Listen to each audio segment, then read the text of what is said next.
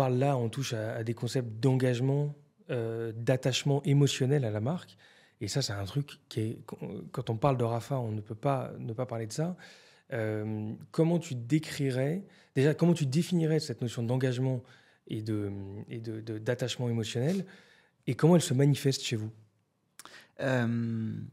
Ouais, c'est une bonne question. Il y a beaucoup de business, beaucoup de marques qui parlent de communauté. Et le terme aujourd'hui, je pense qu'il voilà, il a un petit peu été utilisé et galvaudé. Et au final, plein de marques l'utilisent pour juste décrire leur base de clients.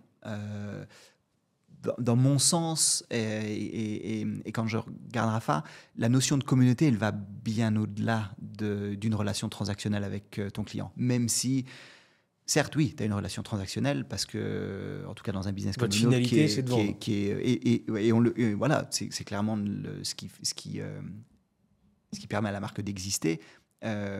Et on le fait en manière DTC, donc on a en plus cette relation en direct avec nos clients, donc on a vraiment Vous êtes propriétaire de vos points de vente, vous?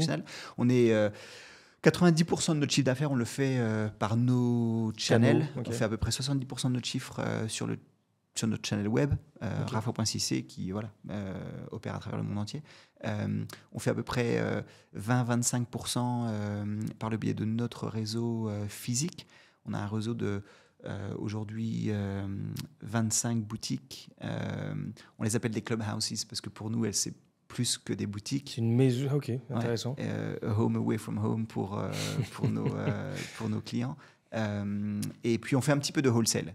On en a fait un petit peu au début, après on est sorti du wholesale à 100%, notamment dans le process de vente de l'entreprise, pour après se rendre compte, comme plein d'autres gens, y compris des gros comme Nike, etc., qu'au final, le wholesale joue une place importante dans l'écosystème et la stratégie multicanal. Donc voilà, de la même manière, nous, on reconstruit aussi notre channel wholesale. Mais pour en revenir sur ta question d'engagement émotionnel et communautaire, ouais. Moi, je le définis toujours, en tout cas dans le contexte de Rapha, je le définis toujours comme memories and friendships. Et au final, ce qu'on construit avec nos clients, ou ce qu'on construit pour et auprès de nos clients, c'est des mémoires et des amitiés. C'est des mémoires qui construisent avec la marque en direct, parce que à un moment donné, une fois ou alors 100 fois, la marque les a inspirés à faire quelque chose, a été un espèce d'instigateur pour... Un partenaire de vie, parfois. Exactement, parfois un partenaire de vie, parfois les a challengés à faire quelque chose, à faire quelque chose sur le vélo dont ils ne se sentaient pas nécessairement capables eux-mêmes, ou leur a apporté un regard différent sur le sport, leur a fait découvrir quelque chose, leur a permis de voyager, vivre une expérience, voilà. Etc. Et friendships, parce que j'ai des centaines et des centaines et des centaines d'expériences individuelles avec des clients où voilà, les histoires qu'ils me racontent sont souvent basées autour de à quel point la marque a un peu été une espèce de catalyse pour qu'eux se construisent un cercle d'amis, se construisent leur communauté. Et Rapha a été un peu une pierre, un fil rouge, a été l'instigateur, a été celui qui leur a permis de faire un peu plus, etc.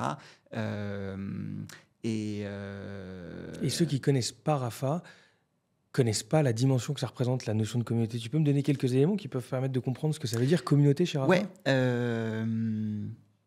Alors, on a une base active d'à peu près 1 demi-million de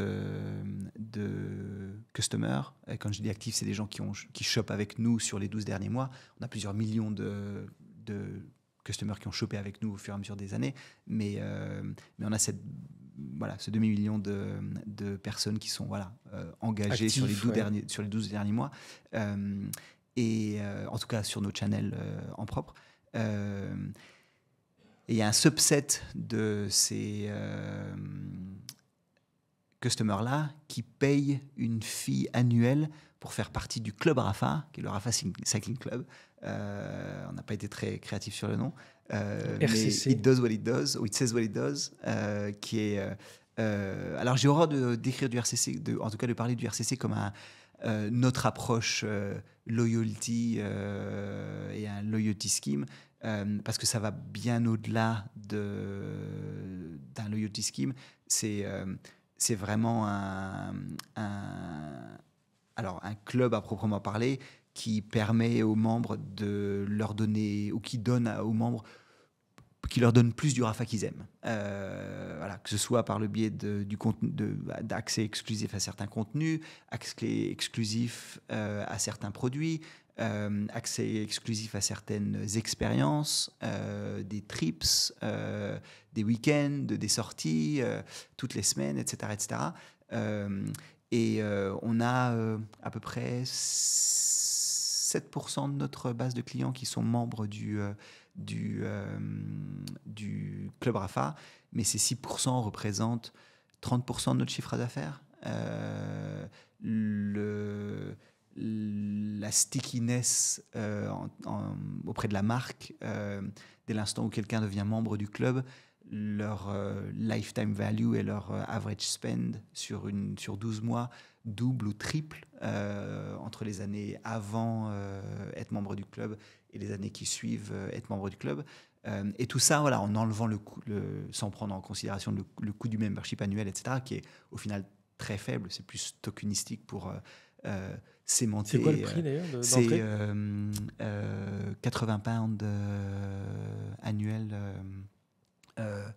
Qui est, voilà, si tu compares à ton abonnement Netflix ou etc., voilà, est bien moins cher qu'un membership à un gym club ou plein d'autres choses. Et ils ont accès à voilà, des rides à travers 50 des plus grandes villes du monde, tous les jours de la semaine, 52 semaines par an, accès à des week-ends qui sont curatés pour eux, avec nous, voilà, plusieurs fois par an, accès à des produits qu'on développe juste pour eux. On est lié à cette marque auquel on est attaché. On est lié à cette marque. Mais c'est vraiment cette idée de memories and friendship. C'est vraiment c'est pas une relation one-way transactionnelle, top-down. Une marque dit quelque chose, un customer s'engage avec cette marque d'un certain point de vue et va la consommer. C'est vraiment un échange à deux niveaux qui crée un engagement émotionnel qui va bien au-delà de ce que moi j'ai vu dans ma carrière avec plein d'autres marques. Et justement, nos clients, notre communauté nous récompense par une loyauté qui va bien au-delà de ce que tu verrais dans des business retail traditionnels. Elle est assez fascinante, mais ça vient d'où ça ? Parce que c'est compliqué. Toutes les marques en rêvent, je pense, de ça. Ouais. Après, elles agissent peut-être pas toutes dans cette direction-là. Voilà, mais dans les faits, comment c'est arrivé ? Est-ce que c'était choisi ou est-ce que c'est quelque chose que vous avez capté, que vous avez cherché à amplifier ? C'est à moitié choisi et puis après à moitié organique et amplifié, et puis tu ajustes et puis tu doutes et tu optimises, etc. etc. La partie choisie, c'est que le fondateur voulait créer une marque direct to customer parce qu'il voyait beaucoup de valeur à être propriétaire de la relation qu'on a avec nos clients. Mais il voulait aller au-delà. Et le au-delà, au final, il venait du pourquoi derrière la marque et de notre purpose. Et notre purpose, le why derrière la marque, on le définit comme inspiring the world to live la bike. Donc voilà, inspirer le monde autour de nous de vivre une vie sur 2 roues. Et pour vraiment faire un petit chemin vis-à-vis de ce long term purpose, faire plus que juste cette relation transactionnelle et faire des choses qui inspirent, des choses qui encouragent, a été un des piliers fondamentaux de la marque depuis le tout début. Et on l'a fait de manière très organique au début. La première chose qu'on faisait, par exemple, quand on rentrait dans un pays, quand on décidait de lancer dans un pays, on recrutait une personne. Et cette personne-là, 80% du temps qui passait, c'était activer la marque. Et activer la marque, ça voulait dire commencer à construire une communauté physique. Et on le faisait en disant, voilà, tous les samedis, tous les dimanches et les mercredis, ben, tu vas organiser un ride. Et tu vas t'entourer de gens. Et au final, semaine après semaine, après année, ça va prendre une dimension beaucoup plus grande. Donc il y a ce côté voilà, très organique, très authentique de la marque, qui est vraiment ancré dans une de nos valeurs, qui est l'amour du sport, l'amour du vélo en tant que tel. Et puis ben, après, c'est vraiment cette appréciation de la valeur que la communauté génère pour la marque, valeur intangible, parce que voilà, la marque vaut quelque chose aujourd'hui qui est plus qu'un certain multiple, parce qu'elle a cette base très captive, une audience très captive, qu'on peut monétiser de plein de manières, mais aussi voilà, une valeur financière, parce que avoir des gens qui sont très engagés fait qu'ils consomment plus et nous permet de réinvestir. Et c'est une espèce de flywheel où on acquiert des gens grâce à ces aspects communautaires, la cooptation, le word of mouth.